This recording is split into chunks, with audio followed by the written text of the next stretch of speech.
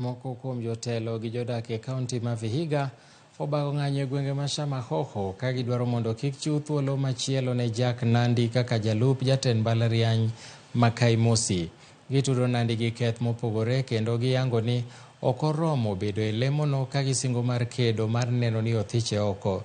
E kinde ng'anyo ma kamano nochuno obila mondo ti gi iro malungo wang' mar keyo jong'anyogo manotelnegi kod MCA ma Banja Collins Ayubu ka giseyo jalup jatend mbalarianyno ka gitude gi weche akwede mag chiwo thuolo mag tije ka koro gidwaro ni duol mandiko ji e tije e pachoka mondo tamre chiwo ne thuolo machielo dhi nyime gi lemono.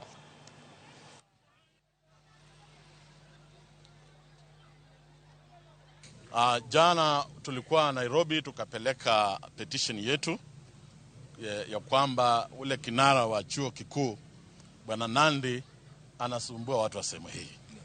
Na yeye amefanya ufisadi katika hiyo chuo ambapo hata hawa vijana vile mnaona hawajapata ajira pale.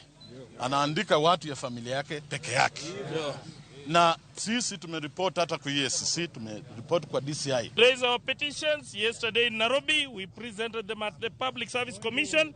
But today, when we wanted to present also our petitions at Kaimosi University, we met with brutality from the police. And we had just given our request for maandamano, but now we don't know. It was peaceful. We were just raising issues so that the nation should know what we are going through. We want employment in Kafuko, Kaimosi University, to be free and fair.